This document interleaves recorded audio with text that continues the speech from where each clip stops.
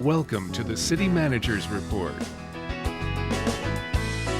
The City Manager's Report is your preview of the next Oshkosh Common Council meeting agenda and an update from your Oshkosh City Manager. Your hosts, Emily Mikowski of Oshkosh Community Media and City Manager Mark Roloff. Hello everyone, and thank you for joining us on your City Manager's Report, your source for all things local Oshkosh, hot topics, and a review of the upcoming City Council meeting agenda. I'm your host, Emily Mikowski, joined as always by Oshkosh City Manager Mark Roloff. Thanks as always for joining us, Mark. Great to be here, Emily. So we'll go ahead and dive into our hot topics for the first half of today's program, and then we'll take a little break and return with a review of the council meeting agenda for Wednesday, August 13th, 2014. So Mark, we're fresh off of EAA, a huge event here in Oshkosh, rounded up at the end of last week, Sunday. How'd it go this year? Things seem to go very well. We actually play a very small part because EAA has it so well organized that the impact on the city is relatively minor. Traffic control issues, fire, there were a couple plane crashes, which unfortunately have happened in the past, but our fire department was responsive to those issues, and they are on site, so they were able to respond very quickly. And then in the logistics areas, our transit folks primarily pick up from down around the university area where a lot of folks stay in the dormitories during EAA, but we did a great job of getting people in and around to back and forth between where they're staying and at the EAA ground. So all in all, it was very good. The weather was great, so all in all, it was a successful EAA fly-in. Yes, I know everyone was happy about the cooler temperatures too and not roasting in their tents. And transit, you don't realize it, but they play a big part in the way people get around here. Sure. I think it helped keep traffic down by using the buses because so many different cars would be used if they weren't available. So it really does help manage traffic throughout the city. And so, but EAA does a very good job of managing traffic on their own. And they've got it down. They've been doing it for years, and we're just very happy to have them in town. And they bring great visitors to town. They spend a lot of money, which everybody likes.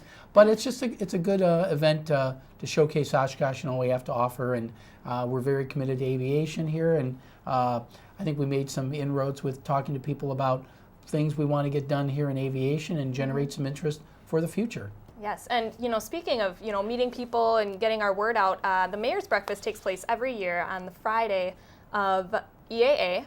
So it was a great turnout this year, it looks like. 25th annual Mayor's Breakfast, yes, really cool. 25 years. Yeah, and the Mayor Tower was very pleased to welcome a lot of people. Sounds like he had some local businesses, brought some employees down there. Dealer Fire brought some of their employees, but a really good turnout compared to some recent years. So I think the weather, like you said, may have had something to do with it, but it's a great event not only for EAA visitors, but just for local residents as well. It's a great combination to bring both residents and visitors together. And I still can't get over that huge skillet that they have for the eggs. I mean, it's amazing. But as you can see, it's a great opportunity for the community to get together, see people you might not see all the time from EAA. And we're glad it was a great turnout this year. So, which that also segues into our next topic nicely is the Neighborhood Night Out, which took place last Thursday? Monday. No, Monday. Oh, it was Monday already. Wow, this week has just flown by. But Neighborhood Night Out, chance for everyone to get together. How'd it go this year, Mark? It went very well. I talked to Chief Groyle. There were about 14 different places that neighborhood groups that had events, varying degrees of food and friendship and just a lot of opportunities for neighbors to get together, meet each other, really develop a sense of community, and also for our police department to reach out and say, here's who we are. Their mantra is know us before you need us, and there was a lot of opportunities for residents to meet with their officer that's assigned to their area. Chief Groyle hit a lot of the areas. We got the CCOV, the Command and Community Outreach Vehicle out there, probably to a number of neighborhoods, not all of them, but because it got swarmed, when it got to a neighborhood, it was so popular that people took it over. But you see some of our officers were playing basketball with the kids, reaching out and just getting a good community partnerships started, and we were happy. A lot of our council members were out there talking to residents, and just a nice event. It's used to be just a single event at South Park, but we recognize it really needs to be more of a neighborhood-oriented activity. So, and I think that makes a big difference for you to be able to get to know your actual neighbors, you know, in an enclosed spot where you are. Yeah, when I've gone to these before, it's amazing. The neighbors know each other, but they get to know each other on a different level. But they also get to know their police officers. You saw some of the video. We had some of our planning staff out there. Liz Williams has been out there, our assistant planner, just meeting with people, and other members of our planning staff were also out there. So it's a good opportunity, and the whole idea behind Neighborhood Night Out is to develop a sense of neighborhoods. That's a big goal for the council. It's a goal for us because we know that neighborhood activity, neighborhood engagement leads to safer neighborhoods. It helps maintain and improve property values, and that's all very important for all of us. For every resident of Oshkosh, that's important. So we're happy that it's successful, and I think we're going to keep building on that for the future. Mm-hmm. And it's clear. I really think that we've made great progress over the past few years in creating neighborhood associations and building that relationship with each other. So it's great to see it all come to a head here. And we're hoping to see more neighborhoods develop. Again, if you're interested in forming a neighborhood, contact our planning office. They're more than happy to talk to you. Our goal is to get some Southside neighborhoods organized on a formal basis. Mm-hmm. And I think you'll see the results and see some benefit to your neighborhood and to your own surroundings around your house if you get involved. Yes. On to our next thing. Tuesday is primary election day, and we just wanted to make everyone aware that there is going to be a polling location change over in District 5. Originally at Washington School, it will become Trinity Evangelical Lutheran School. This is a temporary move due to some road construction and things like that, so just so everyone is aware that will be where it's at this year. Yep, the goal is to have it back at Washington School for the fall, but just if you go to Trinity Evangelical Lutheran School over there, it's wards 9 and 10 or District 5, depending on how you identify with. Most people identify with, I vote at such and such a school. In this case, if you currently vote at Washington, just move over to Trinity for Tuesday. And if you want more information, just give the city clerk's office a call. The number there, 236-5011. More than happy to help you with any questions you might have about voting in this Tuesday's primary. Yes, and you got to make sure you get out there and vote in the first place, too. Absolutely. Another thing that's actually been going on, we had one workshop so far, 2 more to go, is some riverfront visioning workshops. Now, the first one had a great turnout, and this is more kind of for residents to get their word out. It absolutely is. This is, what do you want the riverfront to look like in the future? Mm-hmm. And we've had discussions about areas of the riverfront, but now we're talking about the big picture. And so this was held at the convention center just this past Wednesday on August 6th. And we've you can see that citizens are engaged, talking about what they'd like to see. We're really trying to get more input from residents. And we're going to have 2 more opportunities to do this. This is just one example, but Wednesday, August 13th, this is primarily for the business community. It's just more, it's downtown, it's business oriented, but residents are welcome to come to this as well. It's going to be 11 a.m. to 1 p.m. over at Beckett's Restaurant over in City Center. And then the last opportunity will be Wednesday, August 20th from 5 to 7 p.m. at the Senior Center. The whole idea is to meet with city staff, meet with residents. We have East Central Regional Planning Commission is also staffing this. So you can see there's so much along the riverfront that has potential, but there's things that are already there. We do have some residential development along the river. This isn't too far from the Senior Center, but we also have some undeveloped areas, whether it's over by between where the Community Foundation is, between Ohio and Jackson Street. Those are areas that are untapped. And then, of course, we have some areas that have been there already developed, like the university is a good institution right there in the waterfront. But there's just so many other places that have yet to be developed, and some have to be redeveloped, such as along the Marion Road area. All those types of areas have potential So what do we want it to look like in the future? So we've got a mix of residential. We got the Riverwalk there. The Riverwalk's going to get there eventually in all of these areas. It's just going to be done in phases. But what do you want behind the Riverwalk? What do you want to walk to when you're on the Riverwalk? And they're really open to all ideas. I know there's no thought that's too dreamy, because that just helps to spark new ideas for things. Sure, there's categories. I mean, there's categories. Do you want to see industrial development? Well, I think industrial development has ridden its course, but residential, what kind of residential? How dense the residential? When it's commercial, do you want it to be more visitor oriented? Do you want, are you interested in going downtown to shop yourself? What type of retail, what type of commercial? You've got the Geldwin site, you've got the City Center site, that's office complex. There's so many different options that are available. And of course, we've got the hotel that has been just a wonderful renovation, but there's other areas that still need to get developed. And you see boating and water. How do you want those all to integrate together? So we're hoping to get a lot of input. And again, August 13th over at Beckett's, and August 20th over at the Senior Center, the Willow Room in the South Building. Please come and give us your input and tell us where you think things should go in the future with riverfront development. Yes, and it's amazing how much has already been done, but like you said, there's still so much more that's untapped, and we're really looking forward to hearing your ideas. We got to get to this next topic here, is the Central Garage update. Some big exciting things are happening. If you've driven down Witzel lately, you've seen it. They're starting to take down the old Central Garage, the big brick building there. Yes, it's a little wistful because, we've been trying to get it replaced for so long because of the condition. But when you see it getting torn down, you think about, oh gosh, the memories. And, I've talked with a longtime city employee who started with the city the year that garage, or 2 years after the garage was open. So, he has many stories to tell me. Ken Roble, who's also on the county board, and Ken, told me this building was in need of replacement over 20 years ago when he was retiring from the city. So Ken has good perspective, but you can see amazing. You can see the phase where we started to remove some of the roof and facade, and this is where the old building's coming down. The building just wasn't meeting the needs of our trucks. Our trucks have grown over the years because they just do more than they used to, and you can see as you tear it down that the different phases of that we added on as we grew as a city, as Public Works grew as a department, and the demands that were being placed on Public Works.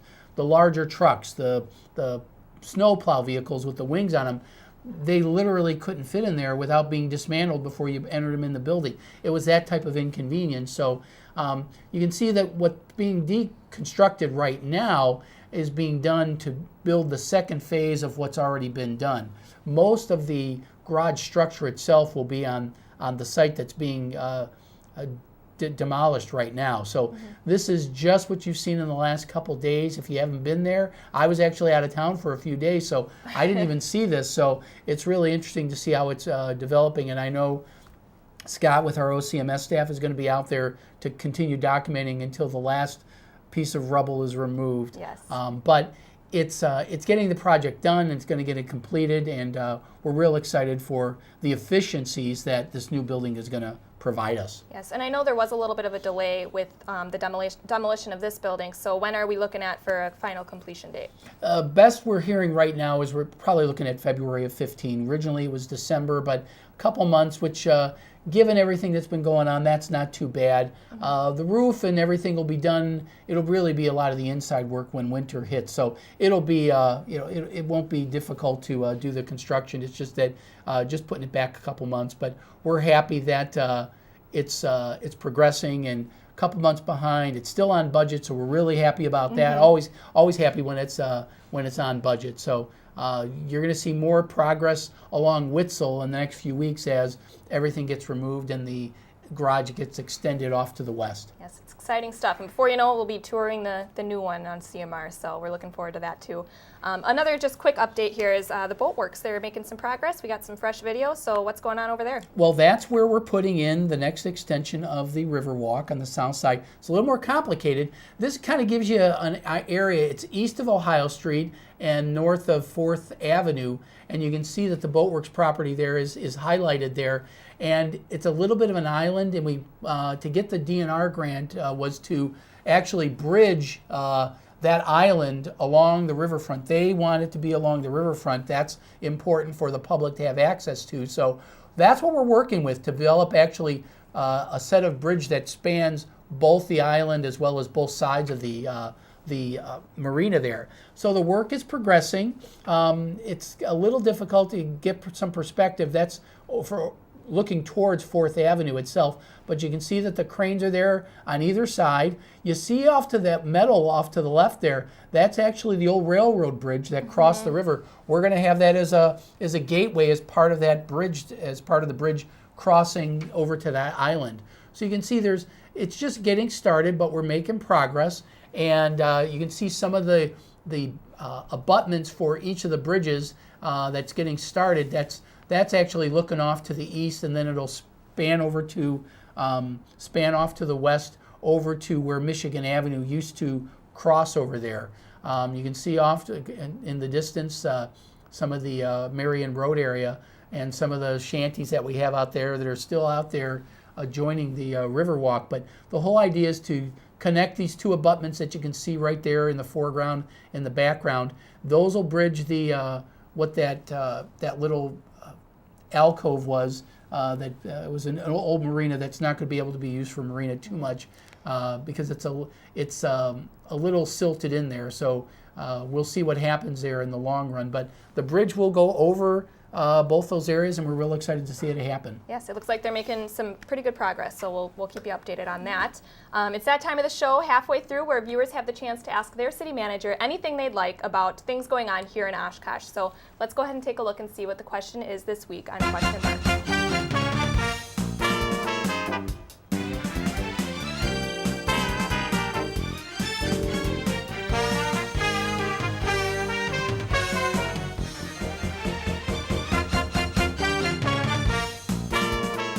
So we talked about this a little bit in the last episode.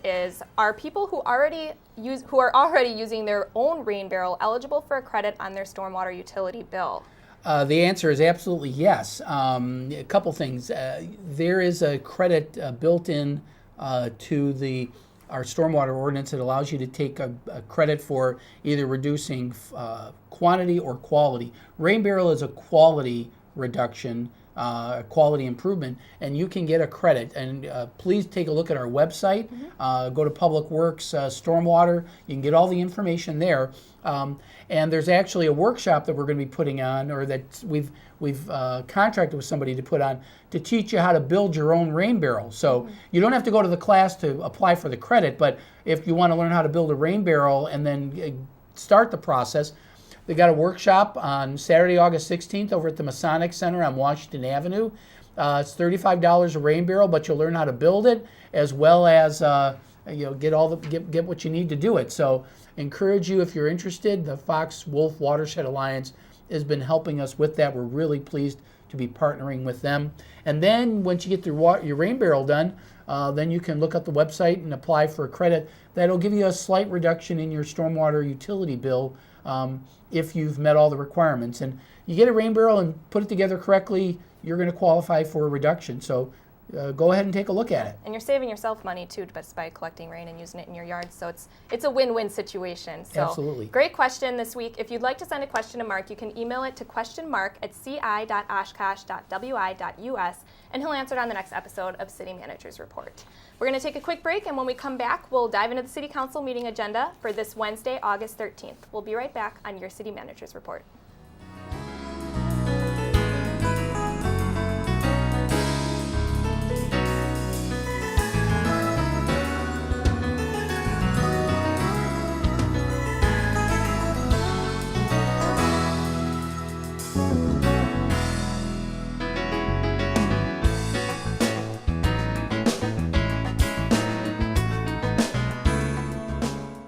Hi, I'm Mayor Bergtauer, and I'm asking for your help.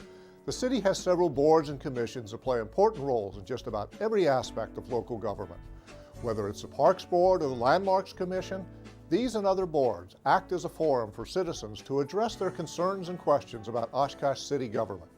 The boards also provide members the opportunity to make positive suggestions to the council or city staff to move the city forward. So here's where we need your help. For our city to work effectively, we need active citizen participation.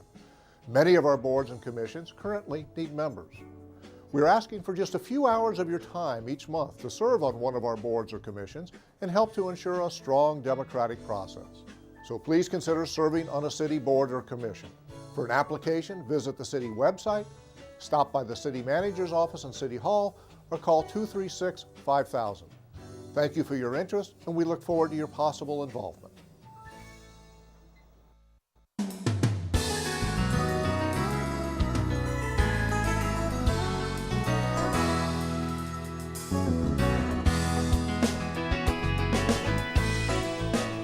Welcome back to your City Manager's Report. And now it's time to go ahead and look at the City Council meeting agenda for Wednesday, August 13th, 2014. This City Council meeting is on a Wednesday, Mark, because we have a budget workshop on Tuesday. It's mainly because of Election Day. Oh, right, Election yes. Day moves it forward, but we're going to squeeze in a budget workshop. The city clerk doesn't need to be there for the budget workshop. So Okay. we're going to have a budget workshop Tuesday at 5 o'clock. Just to continue what we've been working on with council, getting prepared for the 2015 budget. So the budget workshop's on Tuesday at 5, and then the council meeting is just moved back 24 hours to Wednesday at 6 p.m. Yes, and all of these will all be live on City Cable 10 as well. So on to our first item that we wanted to talk about is adopt revised GO Transit routes 7 and 9. And these are some pretty busy routes here that are going to be revised here. Right. Route 9 is a very popular route. It starts downtown. It goes currently out to the Outlet Mall, to the YMCA. Those were added when we did additions to the routes. And there was some feedback when we cut back service into the hospitals that was a problem. So we added the routes to the hospitals back. They went by the hospital, just not in the parking lot.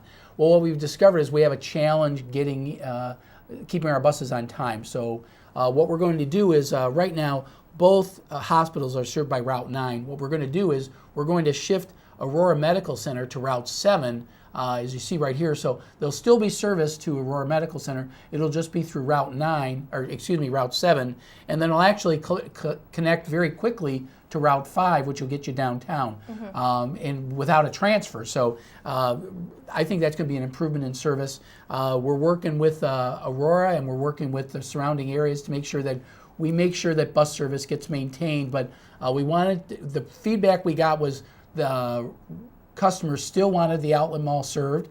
They still wanted the Y served. And of course, we knew from the feedback we'd already gotten that the drop-off service right at the door to the two hospitals was extremely important, both for people who frequent there as patients as well as volunteers. Mm-hmm. And keeping in mind the whole goal of these new routes is to evolve the transit into a mass area, so as far and wide as you can get. So we're keeping that in mind as we revise these. Mass transit's very important, and the wider area we serve, the better for everybody. Excellent. So on to a couple of other items here is accepting easement, one at West 9th Avenue and one at South Park Avenue. So this is kind of related to some of the safe routes to school programs, correct? Yeah, in both cases. The one on 9th is really to help serve Jefferson Elementary School.